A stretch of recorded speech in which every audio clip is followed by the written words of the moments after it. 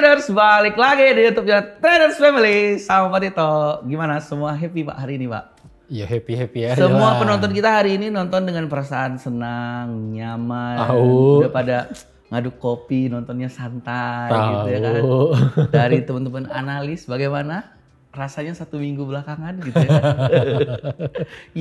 yang loss dari 1 bulan, 2 bulan terakhir, 3 bulan terakhir.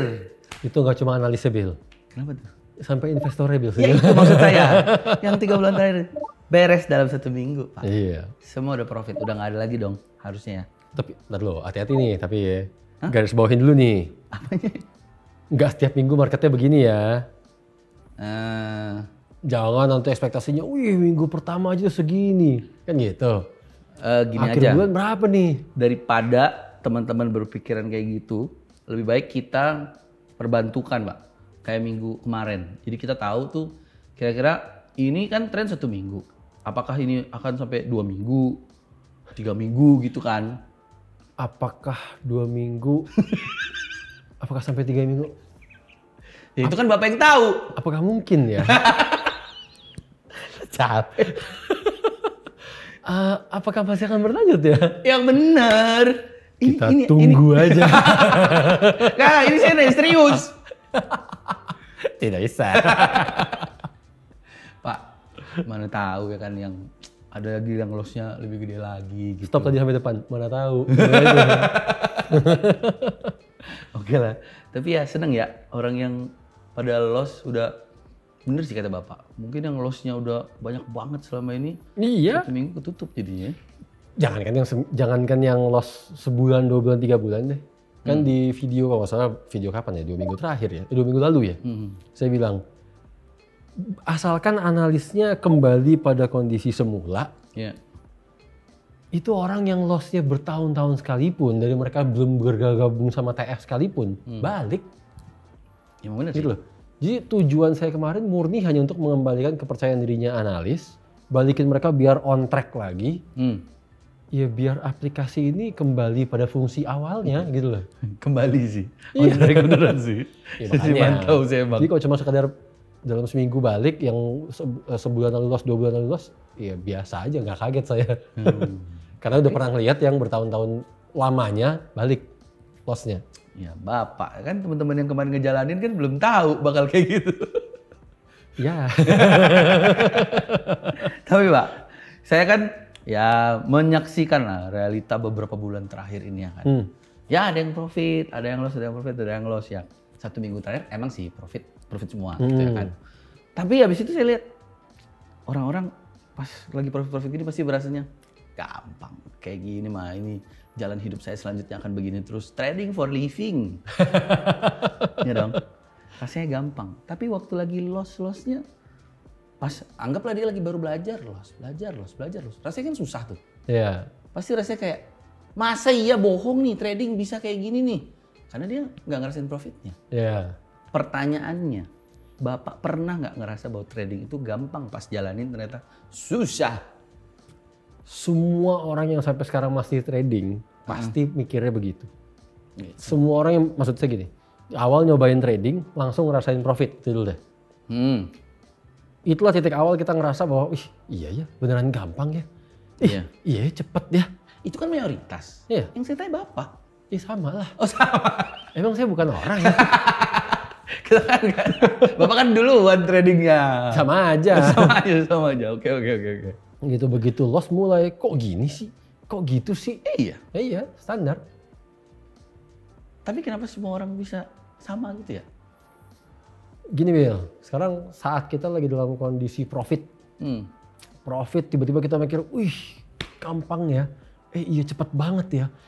Tadi sekian jam apa sekian menit bahkan. Awal-awal kan gitu, sekian menit. Sekian menit bisa profit segini. Kalau kali 24 jam, kali 1 minggu, berapa nih seminggu? Berapa nih sebulan? Ngayal kan semua. Kan? Ngayal? Atau yang tadinya profit 5 juta, coba 50 juta. 50 juta, coba 100 juta. 100 juta, coba 500 juta. Terus saya begitu kan. Ngayal semua nih. Iya. Ya kan? Yang bikin ngayal apa sih? Kan itu. Duit. Iya, oke, duitnya. Sedangkan perasaan happy-nya. Oh iya. Kan itu. Iya benar. Sebaliknya, orang begitu dalam kondisi loss. Saat ini dalam kondisi, kok gini sih? Kemarin nggak gini nih. Kemarin bisa. Benar. Kemarin ini, kemarin itu, mulai frustasi. Jadi sensi dia marah-marah dia. Wah, sensi, marah-marah, semua dijak berantem. Benar. Kan gitu kan? Sama kan? Apa sih yang bikin dia akhirnya nggak bisa mikir lagi? Ya emosinya juga sama. Dengan duit, iya duit. Iya. Ya kan? Tapi kan semuanya karena terjadi seakan-akan begitu cepat. Iya. Iya sih. Itu benar juga sih. Gitu loh. Begitu cepat sih. Semua terjadi begitu cepat dengan nominal yang besar. Besar setiap orang beda-beda. Nah itu maksudnya. Besar setiap orang beda-beda. Tapi semua orang berasa nominalnya besar. Baik saat profit maupun saat loss. Bisa aja dia ngerasanya kecil. Kalau yang rasanya kecil mah dia nggak sampai euforia, Bil. Loss juga nggak akan apa-apa, Bil. Iya juga sih. Ya. Bener dong. Bener. Kenapa gitu ya? Ya tadi sebenarnya orang trading akhirnya apa ya, seharusnya gampang jadi sulit karena semuanya kebawa emosi. Trading kalau ngomong teorinya doang, prinsipnya doang, semuanya gampang. Ngendaliin dirinya yang susah, ngendaliin emosinya yang susah. Kan itu. Iya. Kenapa bisa sampai emosi yang bermain, kan itu pertanyaannya. Benar dong. Jadi kalau kita bicara secara teknis sekarang, secara teknis trading itu seharusnya gampang, kenapa akhirnya jadi sulit? Secara teknis saya jawab penyebab pertamanya adalah leverage. Leverage. Dalam trading semua pasti ada leverage alias daya ungkit lah. Iya benar, cuman biasanya nggak nyenggol sampai leverage gitu. Kan saya bilang teknis. Iya juga sih. Oke. Ya kan? Leverage ini istilah ya artinya secara harfiah daya ungkit. Kalau kita mau artikan dalam dunia tradingnya akhirnya semacam kayak kita diutangin. Gitu loh, semacam kayak diutangin. Yeah. Dalam trading semestinya untuk kita bisa bertransaksi satu lot, itu kita butuh dananya 100.000 US dollar. Karena contract size internasional itu 100.000 US dollar. Oke? 100.000 US dollar terserah lah, kalau kita pakai kurs sekarang anggaplah 1,6 M. Dan kalau kita mau pakai kurs yang gampang-gampang aja kita kali 10.000 anggaplah 1 M. Kan gitu? 1 M aja gampang. 1 M. Berarti kalau kita mau bertransaksi satu lot seharusnya kita butuh 1 M. Atau kalimat yang lebih pahitnya adalah kita punya duit 1 M cuma bisa transaksi satu lot. Itu loh. Ya kan? Sementara dari transaksi yang satu lot ini sekarang, oke lah marketnya bergerak 1 pip. 1 pip ini senilai $10 nih kalau satu lot. 10 pip bergerak $100. Oke? 100 pip lah bergerak $1.000. Oke? Bagi orang yang tradingin dana 1 M. 1 M nih, saya trading, saya punya uang 1 M nih. Marketnya bergerak 10 pip, alias $100. Ada artinya nggak? Berasa nggak? Nggak ada, santai aja dong. Bergerak 100 pip, $1.000. Masih santai aja deh. Masih santai aja kan? Iyalah. Bener kan? Iyalah. Itu yang seharusnya. Iya. Nggak ada euforianya. Bener kan? Muncullah leverage. Muncullah leverage yang seakan-akan, oke, Bill saya utangin. Ya kan? Saya utangin nih. Fungsi dari leverage kan kayak orang bisa ngutang. Iya. Transaksi yang tadinya 1 M, saya harus punya uang 1 M. Sekarang saya hanya punya uang cukup 10 juta. Saya hanya punya uang 10 juta, tapi nilai yang saya transaksikan 1 M. 1 M. Oke? Bergerak 10 pip. $100. Iya. Iya kan? Iya. 10 juta bergerak $100 aja itu bunyi. Bunyi. Iya. $100 kan? Iya. Betul kan? Bergerak 100 pip. Iya. 10 juta saya kali 2 nih kalau profit. Iya, kalau profit. Kalau loss? Iya. Betul kan? Ngerti. Itu loh. Itu yang bikin akhirnya orang begitu emosional. Karena bisa dibilang orang mentransaksikan nilai yang nggak semestinya. Orang mentransaksikan nilai yang bahkan dia nggak punya uangnya. biarpun dia sebenarnya tahu tuh dari awal. Ya, kalau dia tahu. Bener loh, kalau dia tahu loh. Yeah. Tergantung dia tahu pertama forex dari siapa. Benar. Kan gitu. Benar juga. Kalau dia tahu forexnya pertama dari oknum-oknum, bahkan malah dibilangin, Pak, enak kalau di sini. Ya. Untuk Benar. Bapak bertransaksi 1 lot. Iya. Cuma butuh $100. Ayo loh. Iya. Makin murah, Pak. Apa nggak makin begini nih? Iya sih. Jantungan dak-dikduk akhirnya jadinya judi. Kan gitu. Iya. Yang leverage 1:100 aja, orang butuh 10 juta untuk 1 lot. Kalau leverage 1:1000, orang hanya butuh 1 juta. Iya itu lebih seru lagi sih. Iya kan? Tapi oknum akan ngomong dibalik. Enak Pak, jadinya murah. Tanpa sadar, nilai per pipsnya nggak berubah. Iya. Nilai per pipsnya nggak berubah. Nilai per pipsnya nggak berubah. Gini Bill, gini. Peranan dari leverage itu hanya bikin dana yang kita butuhkan makin kecil untuk bertransaksi 1 lot. Disebutnya margin requirement. Iya. Oke, jadi gini misalkan leverage 1:100. Leverage 1:100 artinya dari kontrak size yang asli 100.000 dibagi 100. Iya. Gitu kan? Besarannya sama dengan 1.000 dong. Iya. Maka dana yang dibutuhkan untuk bertransaksi 1 lot hanyalah 1.000. Oke. Oke? Iya. Leverage 1:1.000 sekarang. Berarti jadinya 100.000 per 1.000. Dana yang saya butuhkan untuk bertransaksi 1 lot jadinya $100. Iya. Kan gitu? Iya kan? Iya. Peranan dari leverage hanya mengecilkan dana yang saya butuhkan. Iya. Tapi nggak ngecilin nilai dari pips itu sendiri. Maksudnya apa? Saat tadi bergerak 1 pip, kan sama-sama pakai 1 lot nih. Benar. Ya kan? Leverage-nya berapapun, kita pakai 1 lot. Iya. Oke? Iya. Saat bergerak 1 pip, berapapun leverage-nya, nilainya $10. Benar.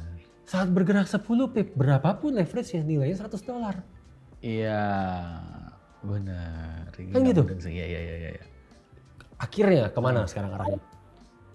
Saya dana $100 tadi kan? Iya. Udah bisa pakai 1 lot. Saya pakai 1 lot. Kan gitu? Iya. Saya pakai 1 lot. Katanya dengan itu jadi lebih murah Pak, kan gitu kan? Iya, bener banget gitu tuh kata-katanya tuh. Benar dong? Iya. Market baru bergerak 10 pip. Margin call. Kelar dia. Iya. 10 pip doang. Iya benar. Gitu. Iya. Itu yang bikin sulitnya itu sulit ngendaliin diri kan. Sulitnya itu sulit ngendaliin emosi kan. Emosi kita munculnya dari mana sih? Angkanya kegedean, Bill. Benar. Nominal yang dia trading kan seakan-akan begitu profit besar sekali, begitu loss juga besar sekali. Ya tapi kan susah juga ya. Maksudnya oke lah 1M gitu, dananya besar. Tapi kan nggak semua punya dana yang sama. Iya. Ya lot yang dikecilin dong. Saya trading, saya menganggap nggak ada leverage. Lah, 1M saya hanya pakai 1 lot. Bahkan bisa lebih kecil lagi dari itu. Ngerti. Itu teman-teman udah sama-sama tahu lah. Saya trading bisa sekali profit cuma 0,1%, 0,2%. Nggak menarik lah kalau saya trading. Lagi major trend sekalipun gitu kan. Iya. Atau profit, saya paling resikonya paling 1%, 2%. Benar. Tapi kan itu Bapak. Iya. Teman-teman kan belum tentu sama. Sama, tinggal dikecilin lotnya. Sekarang gila kalau dibilang. Beda dong. Balik lagi sekarang. Besar kecilnya buat siapa? Modalnya berapa kan gitu. Iya. Kalau modal ya sorry to say gitu kan, dengan adanya leverage modal 10 juta tapi mau untungnya 1M. Ya kebanyakan malah begitu. Iya. Ini kan sama aja orang full margin nih. Bener dong? Ijat, jatuhnya full margin sih ya benar. Bener dong? Iya. Dia hanya dana 10 juta. 10 juta memanfaatkan leverage, dia pencet semuanya karena dia mau rasanya rasa 1M persis. Iya. Gitu kan? Full margin kan? Iya juga ya. Begitu profit, wah girangnya bukan main. Besar sekali angkanya ini tadi nih. Begitu loss juga langsung pucet deh. Dia mau ngerasain 1M persis ya? Iya. Iya bener. Iya bener. Sekarang full margin bisa profit berapa sih?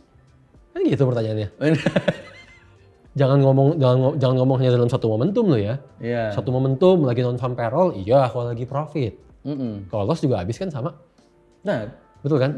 Tapi dalam 1 bulan, berapa kali full margin? Berapa kali yang profit? Coba akumulasi dalam 1 bulan. Minus juga ujungnya. Iya benar. Kan gitu? Iya. Iya juga sih. Jadi mayoritas orang beranggapan tuh kalau lotnya dikecilin nggak berasa dong. Bener kan? Simple lah sekarang saya bilang. Kalau dibilang pakai lotnya kecil nggak berasa, di sini nyatanya klien-klien kita ajarin dana 10.000 aja pakai 0,1 lot loh. Saya baru mikir ke situ deh. Kan gitu? Iya. Ada klien kita yang dananya 500 juta. Modok. Hanya pakai 0,2 lot. Bener. 0,2 lot, 0,3 lot, paling besar 0,4 lot setahu saya. Profiting ngelebihin orang full margin tuh. Iya sih. Karena ujungnya semua akumulasi. Iya. Jangan lihat per satu kali trade. Nah ini beda jauh kalau itu. Nah, kalau beda jauh sekarang. Sekarang sama nih, ya kan? Tadi faktor teknis pertama saya bilang leverage. Iya. Oke. Yang kedua, banyak orang nggak mengerti bahwa ini adalah trading itu dagang, prinsipnya itu. Ya kan? Kalau kita dagang, kita nggak ngelihat per satu item, kita nggak ngelihat per satu transaksi. Tapi kita ngelihat per akumulasi 1 bulan saya untung rugi berapa. Itu kalau orang dagang. Benar. Ya kan? Benar. Sekarang gini, kita bedain ya kan antara Bill orang awam ceritanya kan, sama saya pedagang nih ceritanya. Oke. Kita sama-sama mau jual motor, Bill. Motornya? Motor, gampang. Ya kan, Bill belum lama baru jual motor kan. Racing ini dijual kan. Pernah nggak ngalamin atau sempet nggak ngalamin mau jual RX King nih, taruhlah jual berapa? 50 juta misalkan. Oke, mau jual 50 juta. Dari awal udah komit mau jual 50 juta. Tiba-tiba yang sini langsung ngomong, oke, saya ambil 50 juta. Gitu kan? Nggak lama dari situ ada yang nawar. Saya 52 juta. Goyang nggak? Goyang. Di sini satu orang ngomong. Nggak lama juga nih, sini ngomong 55 juta deh gue ambil. Goyang dong. Nggak lama ada orang lain yang ngomong. Saya 56 juta. Ya kan? Terus begitu sampai Bill tidur. Wah, udah sampai 56 juta. Tungguin aja kali ya besok. Siapa tahu ada yang 59 juta. Iya. Iya kan? Iya benar. Benar gak sih? Iya benar. Atau begitu besok kok nggak ada yang nawar lagi ya? Tungguin lagi ya seminggu, kok nggak ada yang nawar lagi ya? Pak, ya udah saya jualin 36 juta. Oh sorry, saya udah ambil motor di tempat lain, situ lama sih. Kan gitu? Iya. Benar kan? Dan bandingin sama pedagang. Pedagang dari awal, oke, motor itu saya mau jual 50 juta. Iya. Ada penawar pertama aja bilang 50 juta, ya udah saya jual. Saya nggak nunggu penawar kedua. Saya nggak nunggu penawar kedua, ketiga dan seterusnya. Karena dari awal saya udah punya plan. Trading plan, gitu kan. Berdasarkan hitungan saya, plan dagang saya, kalau saya jual 50 juta saya udah untung. Sehingga begitu muncul penawar, ya saya lepas, yang penting duit saya muter. Iya. Kan gitu? Benar. Ini kita bicara dalam konteks motor tadi kan. Iya. Bayangin kalau tadi kita dagang motor kayak tadi gitulah. Penawarnya muncul setiap detik. Tiap detik. Setiap detik kan itu harga gerak terus. Iya. Kan gitu kan? Iya. Kita baru beli, sedetik kemudian harga gerak, detik kedua harga gerak, detik ketiga harga. Iya. Itu ibarat setiap detik ada penawaran nggak sih? Iya. Benar. Betul kan? Benar. Itu yang bikin orang akhirnya penuh dengan pengharapan nggak sih bahwa bisa lebih tinggi lagi nih, bisa lebih tinggi lagi nih. Iya. Bisa lebih tinggi lagi nih. Mau diambil, baru mau take profit misalkan, baru mau ambil profit nih. Naik, tar aja deh. Iya. Ya kan? Ini pencet lagi, naik, tar aja deh.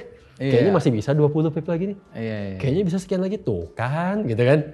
Benar. Begitu turun, aduh please dong balik naik lagi. Kali ini saya janji saya jual. Susah.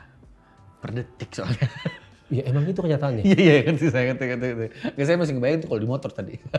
Bayangin makanya Bill bayangin kalau motor Bill taruh di website setiap detik ada yang nawar. Iya, benar. Pasti Bill juga nggak jual-jual. Pasti Bill bingung sendiri mau jualnya gimana. Benar. Karena mata kita ngelihat angka itu, nominal itu, penawaran itu selalu datang setiap saat. Ya kan? Iya. Itulah sebabnya orang butuh. Kalau mau trading beneran, mau dagang beneran. Dari awal ya punya rencana dagang dong. Gitu kan? Punya rencana dagang itu artinya oke, harga sekian saya ambil, harga sekian saya jual. Pokoknya untung 10% saya jual. Kalau rugi 5% pun saya jual. Dah. Iya. Tapi tetap sulit sih Pak. Sulit lah kalau yang dilatih mental judinya bukan mental dagangnya. Lah, iya, masalahnya lebih ke dari awal dia masuk tuh dia memperlakukan trading itu kayak gimana kan? Ya simpel sekarang. Kita balikin teman-teman ya. Kita balikin teman-teman. Teman-teman yang dari awal masuk sebelum kenal TF, nggak kenal yang namanya TPSL, sulit kan? Semua terasa begitu bikin sakit kepala kan? Iya. Itu euforianya bergejolak lah, nggak tahu mesti cut loss di mana seterusnya. Iya. Begitu sekarang kalian terbiasa pakai stop loss, apalagi mereka yang sub dari analis. Iya. Gimana hasilnya? Kan gitu. Iya. Setuju. Rasanya jauh beda. Jauh beda memang. Kalau yang udah tahu rasanya beda. Iya. Kan masih banyak yang nggak tahu rasanya beda. Yang nggak tahu rasanya beda ya susah diomong juga, Bill. Iya benar sih. Tergantung dia nyarinya apa. Kalau dia nyari cara berdagang, ketemunya kita. Kalau nyarinya cara berjudi, ketemunya oknum. Iya, banyak juga yang ketemunya berobat dia kesini Pak. Emang begitu fasenya. Iya. Karena mau bagaimanapun, kayaknya mayoritas orang di luar sana kenal trading kayaknya. Pasti tetap dapatnya sesuatu yang mau dia dengar aja. Pasti. Yang gampang, yang cepet, yang mudah, yang instan gitu kan. Semua serba gampang gitu. Sehingga saat dia terjun, ya kebablasan, loss, buyar lah tuh semua dana dia kan. Ya, tergantung orang kalau itu. Tadi kan bilang kan kayaknya orang akan begini. Iya benar, mayoritas orang. Mayoritas orang kayaknya disodorin profit instan, profit bombastis dalam waktu cepat, semua tertarik. Iya. Oke. Coba kalian yang mayoritas orang itu, ya. Kalian coba ngobrol deh. Ngobrol sama big boss kalian masing-masing. No, terus? Big bossnya nih, kita bicara big boss nih bukan sekedar pemilik toko ya. Ya. Tapi benar-benar bos dari perusahaan-perusahaan besar. Ya pasti ada lah. Gitu kan? Tawarin coba, Pak, ada nih Pak, katanya bisa profit sekian. Bisa profit 200% hanya dalam 1 hari. Coba dengar jawabannya apa. Itu aja simpel. Iya, kalau saya sih kebayang. Iya kan? Karena kalau kita nanya ke temen, ini ada profit 200% sehari. Ah masa sih gue juga mau dong. Yang ini yang kayak gini-gini ini susah diselamatin ini. Posisinya sama-sama BU. Gak, kadang tuh yang ngeselin tuh apa ya? Maaf ya, lingkungan ya Pak. Pasti. Jadinya satu kena, semua kena. Karena kebutuhan kita sama, yang kita cari sama. Kita sama-sama mencari profit instan, profit mudah. Iya. Iya sih. Gitu loh, bahkan profitnya bombastis. Semakin bombastis semakin dipercaya. Sementara kalangan-kalangan yang udah settle hidupnya. Gitu kan. Mereka tahu semua butuh kerja keras, semua butuh proses. Diiming-imingin profit 200% dalam sehari. Pasti ngomong apa? Alah. Udahlah itu scam. Berarti betul Bapak, lumrah kalau buat orang ngerasa itu gampang di awal. Lumrah. Tapi ternyata susah. Lumrah. Dan gak cuma susah, habis dulu duitnya biasanya. Iya lumrah. Habis dulu lah, ketemunya pasti pertama sama oknum dulu. Saya yakin semua orang mayoritas ketemunya sama oknum dulu. Kenapa? Kalau ketemunya kita pertama kali, orang nggak akan tertarik. Bener. Nggak akan tertarik. Bener. Kita bilang, kita profit cuma 5% sebulan. Yang sana nawarin 50%. Iya bener. Kan gitu. Susah. Kita bilang, pakai resiko cuma 1%. Hah? Nggak salah nih. Itu betul. Itu kalau dipotong, dibagi videonya kemana-mana, orang nggak bener. Kapan kayaknya? Iya. Dana 1M cuma boleh pakai 1 lot. Hah? Saya di sana pakai 30 lot, bahkan 50 lot kok bisa. Iya bener. Itu baru seru bos, katanya. Itu baru seru ya? Iya. Jadi nggak akan ketemu. Susah kok gitu loh. Bener. Tapi sekarang kalau kita ngadu profit akumulasi, ya udah ayo boleh diadu. Iya. Ya Ya kita mending kayak kemarin lah ya, santai. Seminggu beres ya kan. Mau profit semua seneng. Iya. Tapi emang kita benar-benar nggak bisa tahu arahnya bakal sampai mana gitu. Arahnya bakal ke kanan terus. Bukan. Sampai berapa lama gitu? Sampai saya udahin lagi nih. Yaudah. Oke, selamat menikmati teman-teman. It's now or never and change your life. Ya, bye.